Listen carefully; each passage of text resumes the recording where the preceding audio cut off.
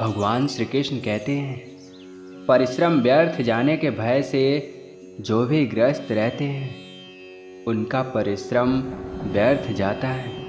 निराशा के सिवा उनके हाथ और कुछ लग ही नहीं सकता, क्योंकि इस भय से कि मेहनत बेकार न चली जाए, शक्ति नष्ट होती है और शक्तिहीनता सफलता में बाधक है। आप यदि आशावादी हैं, प्रत्येक वस्तु को आशावादी दृष्टिकोण से उसका उज्जवल पक्ष देखते हैं, डार्क साइड नहीं देखते, यह मानते हैं कि जहाँ सत्य है वहीं विजय, तब आप अपना ही नहीं विश्व भर का सुधार कर सकते हैं। यह आशावाद एक अमृत है। इस अमृत से जीवन मिलता है। जिस प्रकार सूर्य सृष्टि को, वनस्पति को, पशु पक्षियों को जीवन दान देता है, उसी प्रकार आशावाद भी है। मन रूपी सूर्य के विकास से आपका जीवन भी विकसित होता है। आपकी मानसिक शक्तियाँ फलती और फूलती हैं।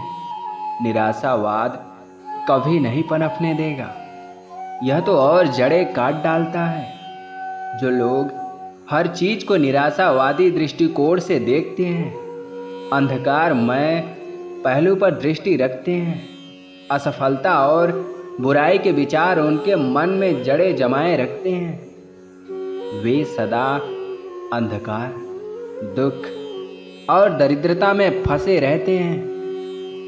अपने समान गुणधर्म वाली वस्तु या पदार्थ की ओर ही कोई पदार्थ खींचता है। आप किसी पदार्थ की आशा करते हैं और उसे पाने की कोशिश भी करते हैं, तो वह आपकी ओर खींचता है, क्योंकि आप उसका विचार करते हैं। विपरीत गुणधर्म वाले पदार्थ को कोई भी पदार्थ कभी नहीं खींचता है। विचारों का भी यही सिद्धांत है। समान विचारों को विचार खींचते हैं। मान लिया आप समृद्धि होना चाहते हैं, तो यह जरूरी है कि आप अपने मनोभाव में समृद्धि भरिए। इन सब विचारों को दूर कर दीजिए जो समृद्धि के विरुद्ध है। दरिद्रता के विचारों को मन में निकट भी न आने दीजिए। बस समृद्धि की बातें सोचिए, समृद्धि की बातें कीजिए। अपने आप को समृद्धिशाली समझिए। मन, वचन और कर्म से कार्य करते रहिए। मन में केवल उन्हीं विचारों को जगह दीजिए जिनसे आप आनंदित होते हैं। उन्हीं पदार्थों का विचार कीजिए जिन्हें पाकर आपको सुख और आनंद की अनुभूति होती है। ऐसा करने से आप उन पदार्थों को अपनी ओर खींच सकते हैं। मनुष्य के कार्य और इसके उद्देश्य में बड़ा गहरा संबंध है। किसी प्रकार के दुखद और संदेह प्रधान विचार कभी आपको उन्नति की ओर नहीं ले जा सकते। आप परेशान ही रहेंगे। यदि इन परेशानियों से छुटकारा चाहते हैं, तो जो कार्य आप करते हैं उसे अपनी कोई मजबूरी मत मानिए। पूरी शक्ति और मनोयोग से उस कार्य को कीजिए। जो व्यक्ति सोचता रहता है कि वह तो सदा इस छोटे काम को करने को मजबूर है और इस स्थिति में रहेगा, कभी प्रगति नहीं करेगा, तो यह निश्चित है कि वह व्यक्ति सदा बाधा स्थिति में रहेगा। कभी उसकी स्थिति सुधर ही नहीं सकती, क्योंकि यह एक वैज्ञानिक तथ्य है कि विचारों का दुष्प्रभाव व्यक्ति के समस्त व्यक्तित्व पर पड़ता है। इसके विपरीत जो व्यक्ति जीवन को प्रकाशमय और सौंदर्यपूर्ण देखता है, उसके दुखमय जीवन का भी शीघ्र अंत हो जाता है। सभी दुख दर्द दूर हो जाते हैं। दुखों से भरी रात्रि चली जाएगी और सुखों का प्रभात आ जाएगा। यह विश्वास और दृढ़ रखिए, जिसमें सुख, शांति और आनंद है। निर्विकार और निर्दोष भाव से अपने लक्ष्य की ओर बढ़िए। विश्वास में दृढ़ता और संकल्प के साथ साथ आपकी योग्यताएं भी होनी चाहिए। दृढ़ विश्वास में असीम शक्ति है। उत्पादन शक्ति का यह स्रोत है। किसी भी व्यक्ति के मन की इच्छाओं की पूर्ति यही दृढ़ विश्वास और सफलताओं की आशा करती है, क्योंकि उत्पादन शक्ति का विश्वास ही प्रमुख आधार है। संसार में ऐसा कोई व्यक्ति नहीं है जिसे अपनी आत्मा पर भरोसा हो सके। मन में अपनी योग्यताओं और क्षमता पर भरोसा हो सके। उद्देश्य पूर्ण करने के लिए मन, वचन और कर्म से लगा हो, सदैव सफलता की आशा रखता हो, फिर भी उसे असफलताओं का मुंह देखना पड़ता हो। मन में आत्म प्रेरणा से ही अभिलाषाओं का जन्म होता है। बाद में आप उसी अभिलाषा की सिद्धि करते हैं जो मन में पैदा होती है।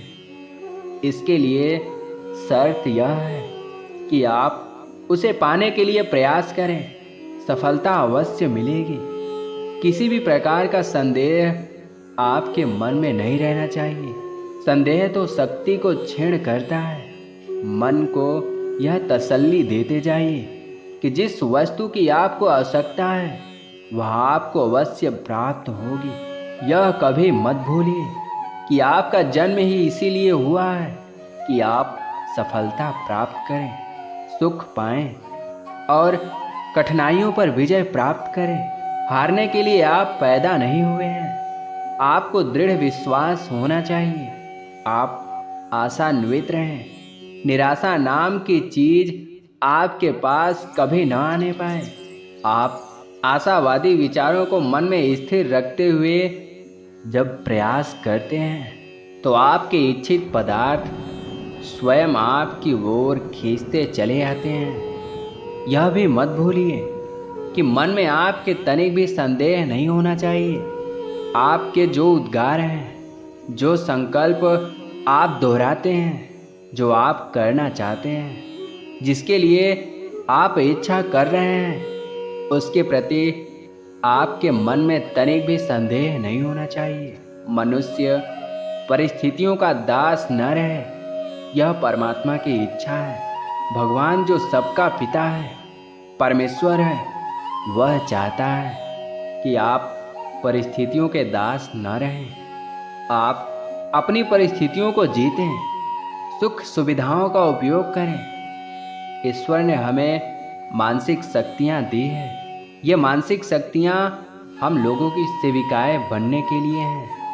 हम इनके सेवक नहीं बने, हम इनके नियंत्रण में ना रहें, बल्कि हमारे मन की समस्त शक्तियाँ हमारी सेविकाएं बनी रहें। हमें अपनी इन सेविकाओं पर विश्वास भी रहना चाहिए, क्योंकि ये ऐसी तुनक मिजाज सेविकाएं हैं कि जो इन पर भरोसा नहीं करता वह इससे लाभ भी नहीं उठा सकता। कुछ लोग भविष्य की सोचों में घिरे रहते हैं। आगे क्या घटने वाला है, इस सवाल को वह अपने सामने खड़ा रखते हैं। हर बात में उन्हें संदेह रहता है, एक प्रश्न रहता है। ऐसे लोगों की मानसिक शक्तियाँ कमज़ोर होती हैं। मानसिक शक्तियाँ उसी की प्रबल होती है जो आशावादी है, जिसकी प्रवृत्ति निश्चयात्मक है। ऐसी प्रवृत्ति वाले मनुष्य ही संसार में बड़े बड़े काम कर सके हैं।